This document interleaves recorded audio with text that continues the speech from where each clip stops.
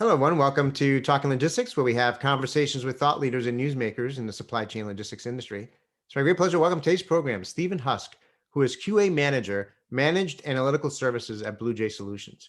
And today we're going to talk about benchmarking, how to drive performance in volatile times.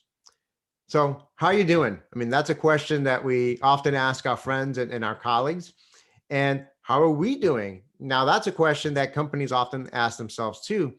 But in order to answer that question as completely and accurately as possible, they need to look beyond internal metrics. They need to know how they're doing compared to others in the industry too. And that's where benchmarking, comes in. But what does benchmarking mean, particularly in transportation? Is there a standard approach to it? And how can companies leverage benchmarking to drive improvements in transportation?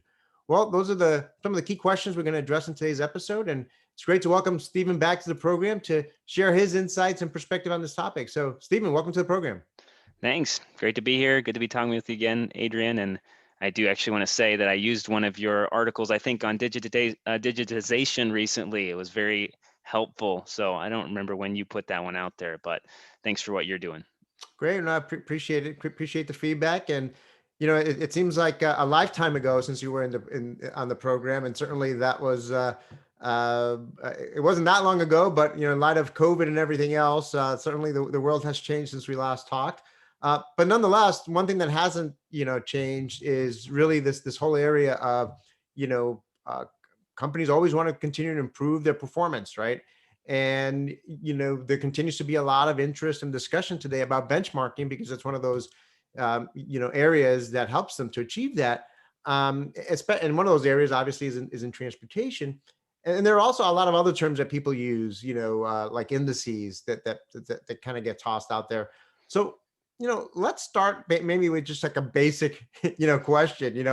What do these terms mean? Benchmarking, indices, particularly when it comes to transportation. Yeah. It's always good to start with definitions because words matter, and a lot of times we throw out things we don't understand. I'm guilty of this, and with this topic, I am. I might even mix up some of these terms while we're talking today, so I apologize. I'll try to correct myself if I do, but we use them so loosely, I think. I guess to start, benchmarking, very simply put, is it's establishing a reference point to which you can measure or assess yourself against. So I used to run distance. And so if I ran a mile, just timing myself in the mile, everyone knows that's not enough to know that I'm fast or not. I need a reference point to go off of in order to understand if I'm fast. So that's where we need to establish a benchmark of some sort to assess ourselves against. And what we're going to be talking about today in transportation is more how market indicators can play into that benchmark and can be used as benchmarks and should be. So an indicator is a measure of a representative group. In this case, we're talking about the market, but there's also going to be different subsets in that market that we'll be looking into a little bit. But an index, you mentioned that term. This one I think maybe gets misused the most. An index is a compilation of indicators. So, and it's really meant to be measuring changes in time of changes across time for maybe a segment of business of some kind. I mean, you think of like consumer pricing index or manufacturing index of some kind. So we got multiple indicators coming together to form an index that we can use. And so really, if I'm using that running example, an indicator would be like average mile time in the United States. I could use that as my benchmark, right? An index might be, I don't know if this exists, but like overall fitness index for people. I could take the average mile time as part of that, and also like fast food restaurants per capita or something like that. All those could roll up into a fitness index, which I could use to kind of inform maybe where I should be, how much I should be improving, perhaps if I'm following a normal trajectory of fitness that the rest of the population is, which might actually be impactful in this COVID season, seeing how everybody's stuck inside, right? So given the fact that everyone's stuck inside, maybe that overall fitness has dropped, and maybe if I'm doing a year-over-year comparison of my mile time, I might, it might impact what that is. So we're talking, and I want to bring it back to transportation. So benchmarking is especially critical in transportation. Using uh, market indicators is especially important because, as we know, transportation is volatile and success is changing. The what shippers are experiencing is changing constantly. And we don't need to be told that. I think we probably get talk about that over and over again. But that's why having a benchmark is critical. Because without it, you're like a person who's measuring their mile time and and just arbitrarily saying, yeah, I'm good or bad. Like that's actually what's happening if you're not actually benchmarking yourself. So at BluJay we have a variety of indicators. We have BlueDex, which would be considered like a rate index. There's a lot of other offerings out there for that. We also have our freight market index, which maybe is a little cheating because it's not a compilation like a final index number, but it's a compilation of all of our KPI indicators for transportation metrics that we try to use to kind of benchmark ourselves against in managed services, as well as our other customers in the mix as well. But I think there's plenty of data out there today. I think it's more about how we're using the data that we're going to be that I would argue is the greatest area of opportunity for us. I think we have most of us at this point could have access to that data fairly quickly in order to get ourselves some good benchmarks to use. Yeah, no, I think this is some great simple definitions or way of perspective to think about these.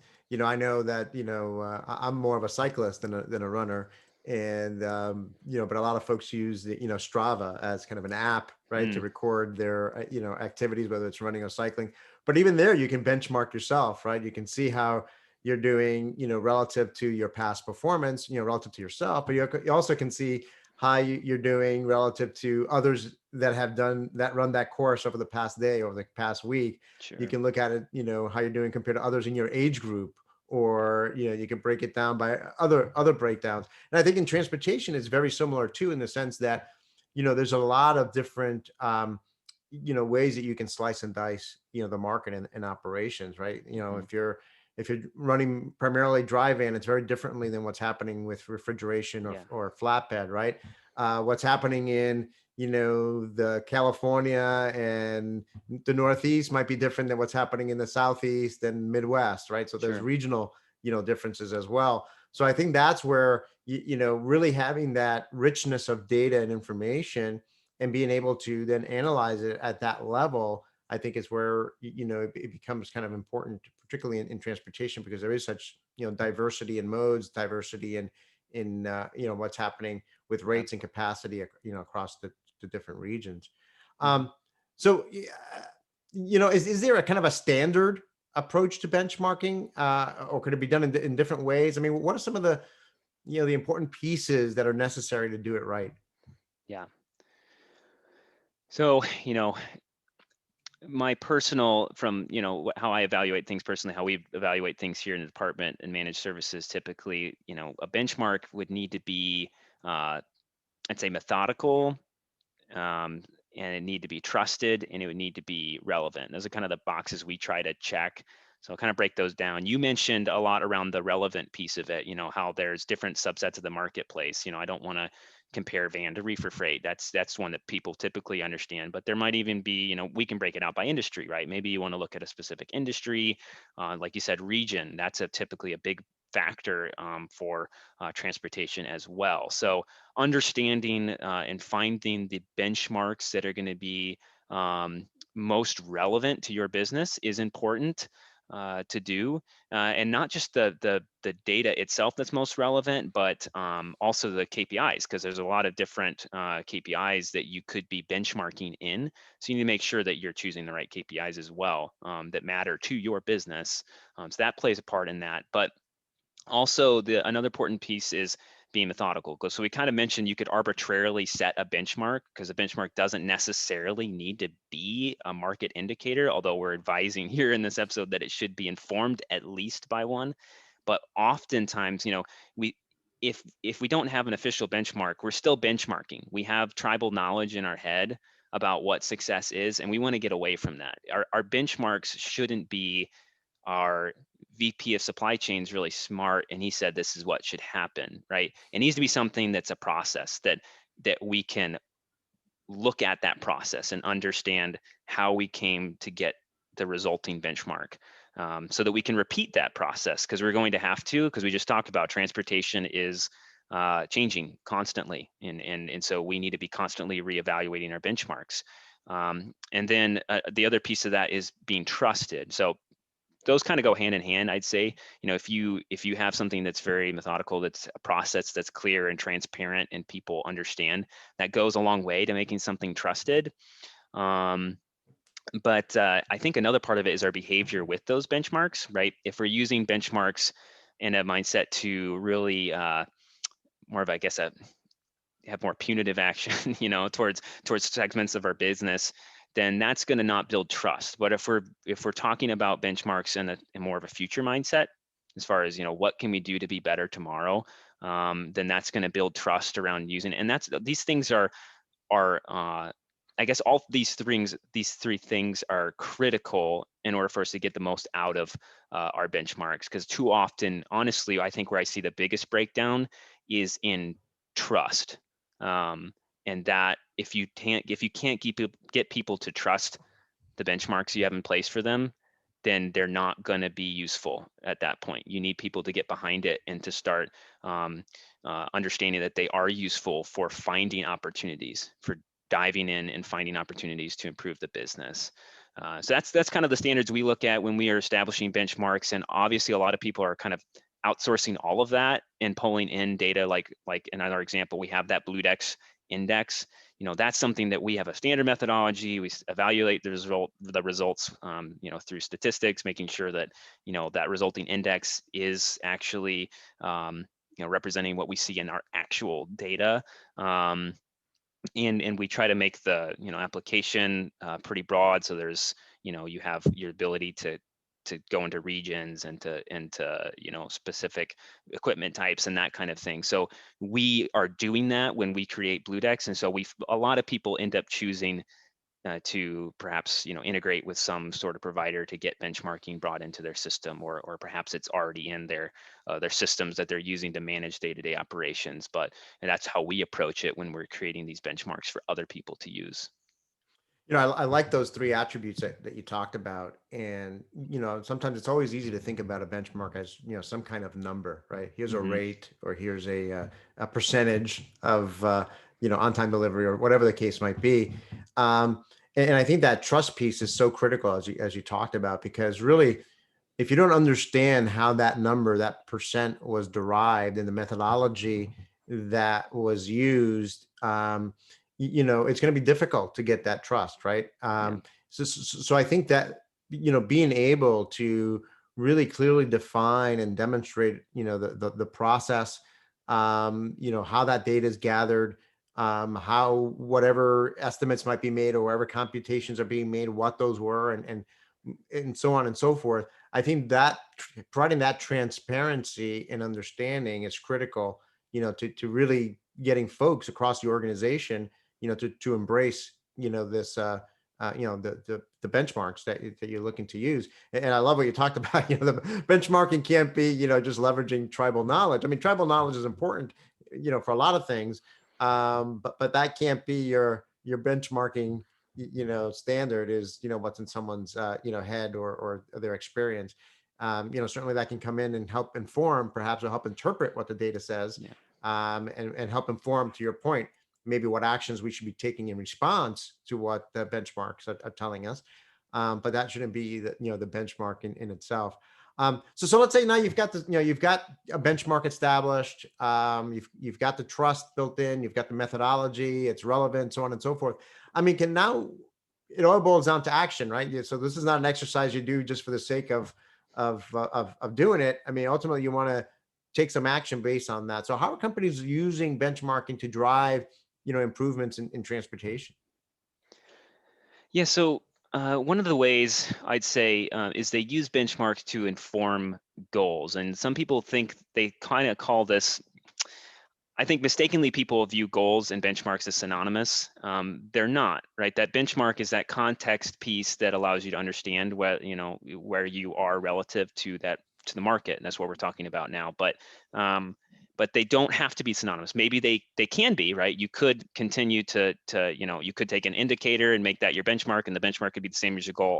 All three of those things are the same, but they don't have to be. And so as an example, like we too often see people set a goal that's just flat, that just stays the same for the business no matter what. So based on what you see in the business, your benchmark should be informing that goal. I think that's fairly obvious based on what we're talking about. If you keep a flat goal, you could be the bottom class of performers in 2019 and the top class of performers with the same goal in 2020. So it's pretty obvious why we would need to change the goals based on that. But again, I want to keep them separate so that people understand, your business ultimately decides what your goals are. And you might have more aggressive goals than what the market's doing.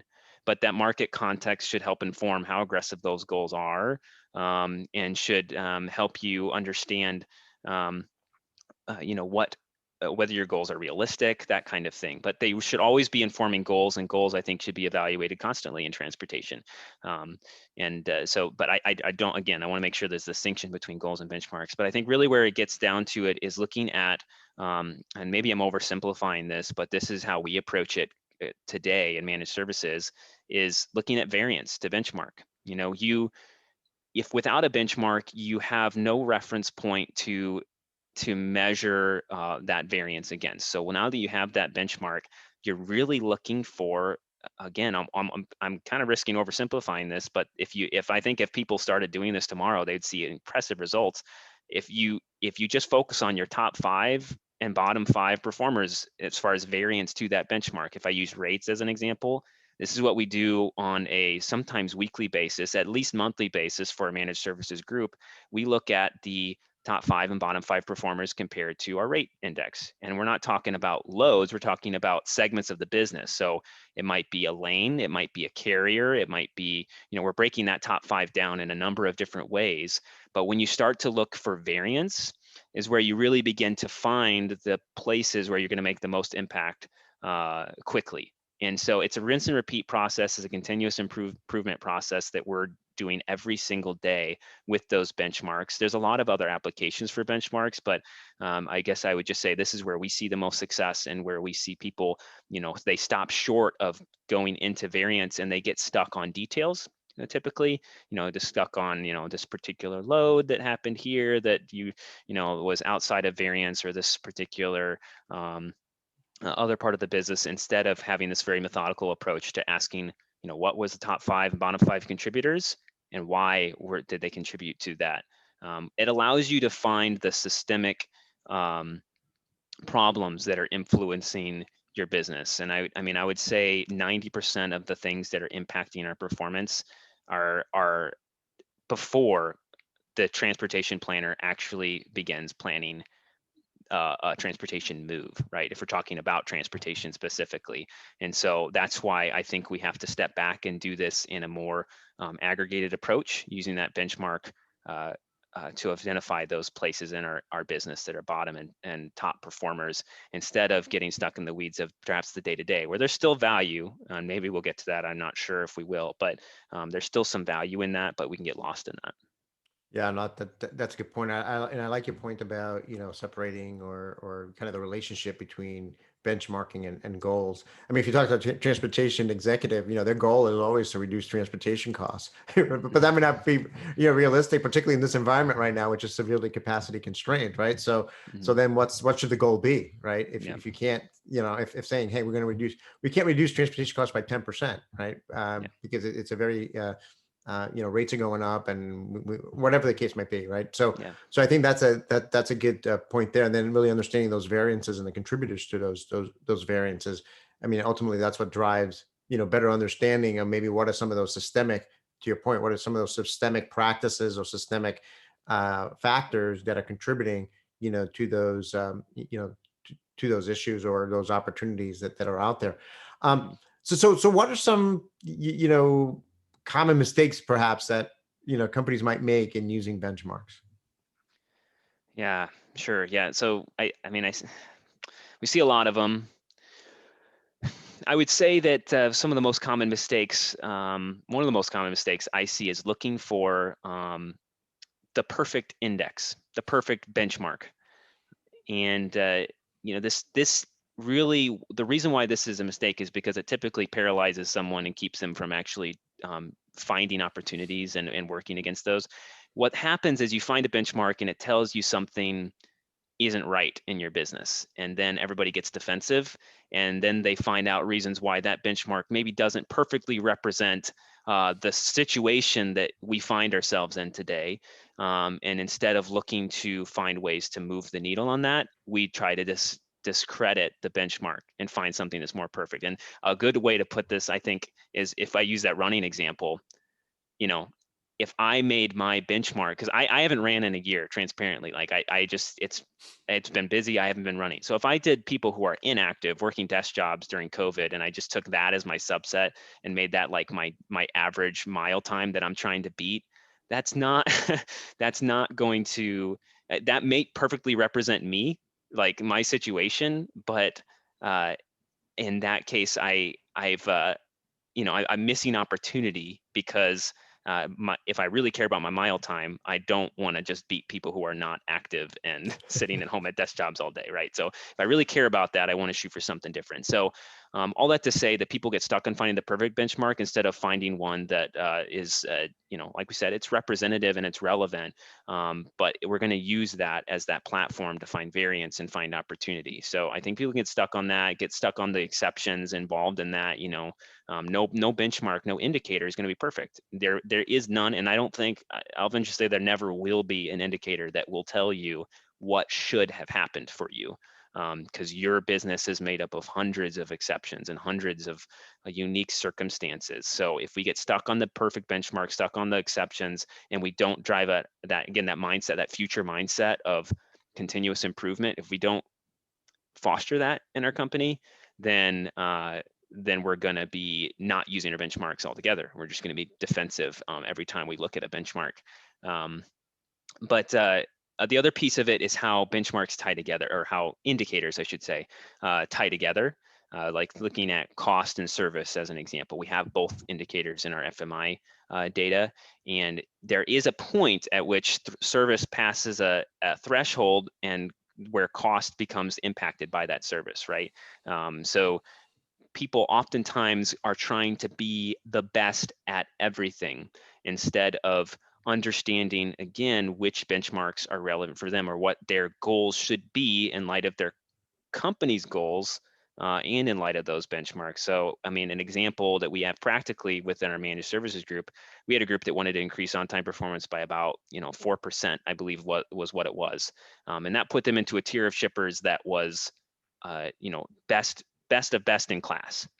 And so we had to do an analysis and understand, based on other shippers that are in that tier, what kind of costs are they experiencing? So we were able to kind of communicate to the business, you want to increase service, we can do it. But it's going to come at a premium, somewhat of a premium on your rate side, and the carriers that you select you're going to be typically higher premium carriers.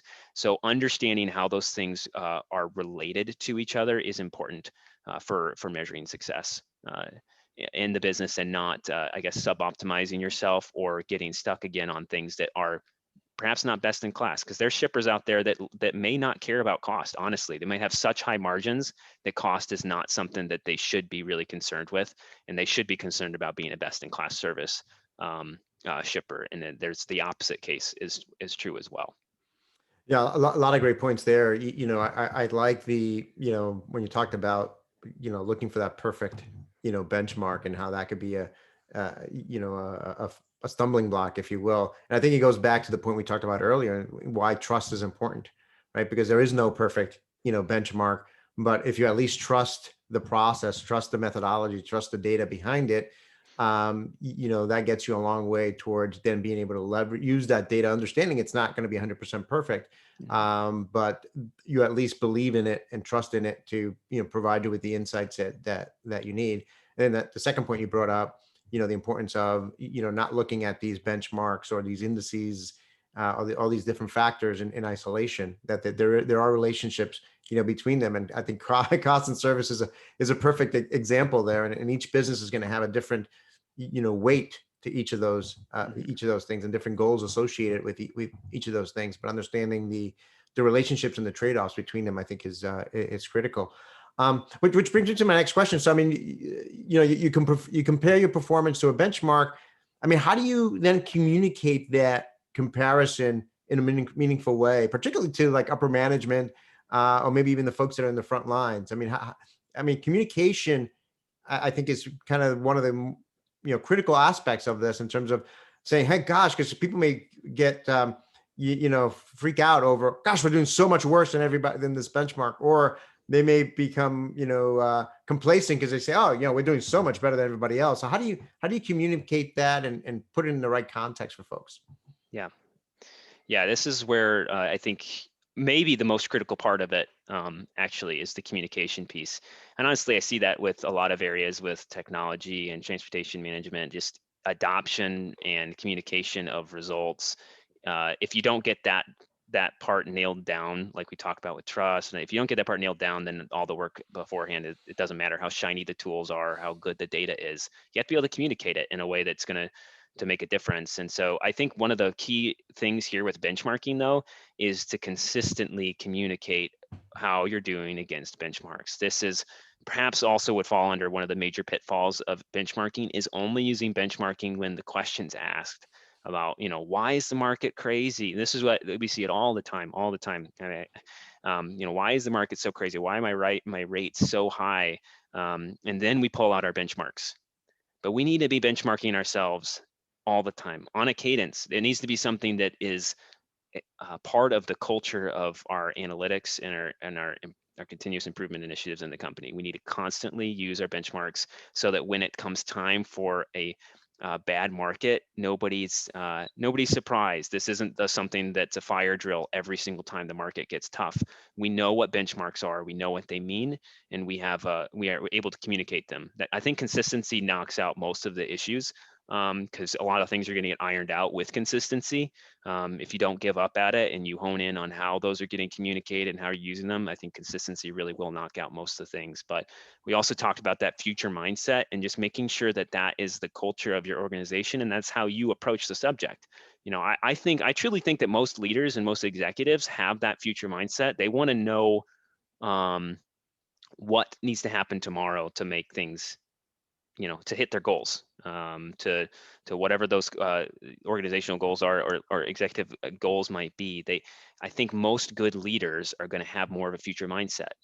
But I think for us, as we're reporting out, we can really easily fall into that defensive mindset and look for how to justify things. And I think that's going to be a dangerous place to be when you're communicating benchmark performance. So instead, we always recommend communicate consistently, communicate why.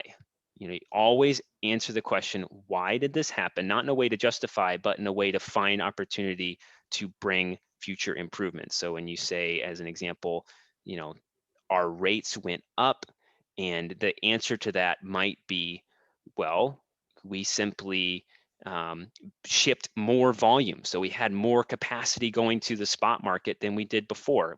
Our contracts didn't cover everything, right? So you answer that and you say, our contracts didn't cover all the volume we moved. We started to get higher exposure for our rates because, our carriers couldn't carry all those moves. And then you answer not just, why did that happen, but what can we do to make that better in the future? And I think that's what people will eat up. They just want to know what we're going to do differently tomorrow to help impact those numbers. So if we can focus on the future mindset and do that in a consistent way, I think honestly, a lot of the rest falls into place, and we'll get better at it, with practice and with consistency.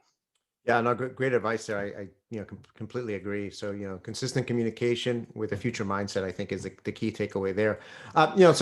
Stephen, as a way to wrap up, we know there's, we can say that probably there's never going to be a perfect, benchmark, and then there's always a room for improvement in terms of benchmarking. But how do you see benchmarking, evolving in the years ahead?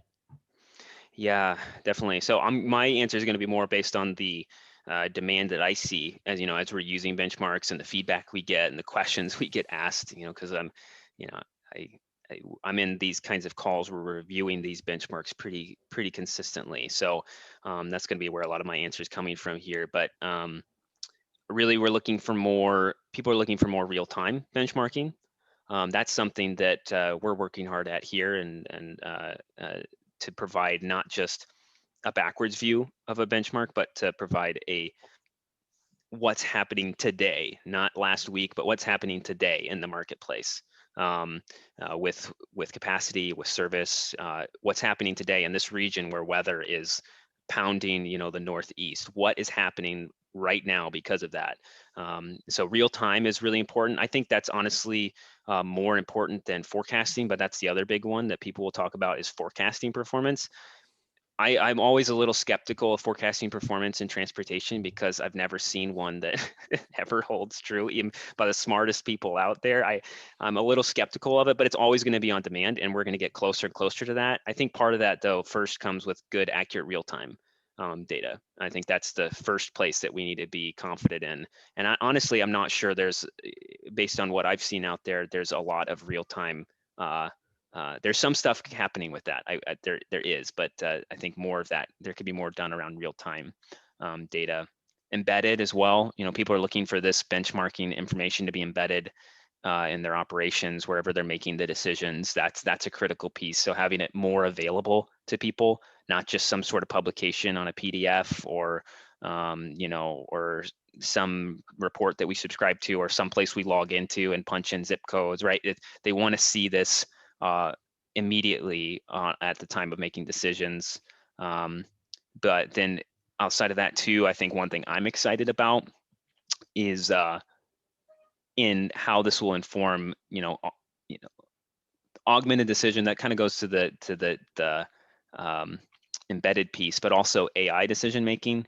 And that's kind of some focus that we're seeing here at BluJay is based on what's happening in the marketplace in real time right now. Would I make a decision differently? If I knew that information, and can if we have automated processes, automated tender processes, automated if we have AI that's a part of that process, how can we use these data points, these market data points, to inform the best decision? So I think some of those benchmarks are going to be used from kind of more of a machine learning model also going forward. So those are some of the areas I think are key. And then I know there's some buzzwords in there, but that's kind of what we're seeing is from a demand perspective for how these benchmarks are used. Yeah, and I see a lot of that as well. The embedded piece in particular. Really, incorporating these benchmarks as part of the TMS, for example, part Yeah. of the transportation management systems, where, as part of the whole routing guide, process, right? So the way things are tendered, or as part of the procurement process, kind of these benchmarks and real-time benchmarks kind of getting embedded as part of those Yeah. processes as well. Today is Earth Day, so just kind of curious, are you seeing any activity or demand for benchmarking around sustainability types Oh, of yeah. metrics, in terms of carbon emissions or carbon footprint from a transportation standpoint? Yeah, thanks for mentioning that. Yeah, we do see that too. Absolutely, and we've been developing those kinds of benchmarks as well at BluJay. Not as much connected to that project, but it is a common question for us. How many? First of all, how much? How many carbon? How much is my emission? What am I using? Not using the right terminology here, but measuring my own emissions is part of that. And that's actually far more complicated than a lot of people think. But we've got that down, and then kind of talking about what standard is that. Yeah, definitely. We're seeing more and more that consumers care about that more and more. Governments care about that more and more. Maybe more of a driving factor there is the political, I think, consequences, but definitely. Yep. Well, great. Well, the bottom line is that, this is a topic that remains, top of mind for a lot of folks, and it's something that's going to continue to evolve and improve and become a more critical component of everything we do in supply chain, but in particular in transportation. So, Stephen, as always, you provided some great insights and advice on this topic, and appreciate you making the time to be with us today. Yeah. Thanks for having me. It was a pleasure. Great. I want to thank those of you that joined us. If you're watching this episode on demand, either at the BluJay website or on Talking Logistics, and you've got a question or a comment for Stephen, you can post it there. I'm sure he'll be more than happy to respond via that medium. Again, thank you for joining us, and look forward to seeing you in a future episode of Talking Logistics. Have a great day.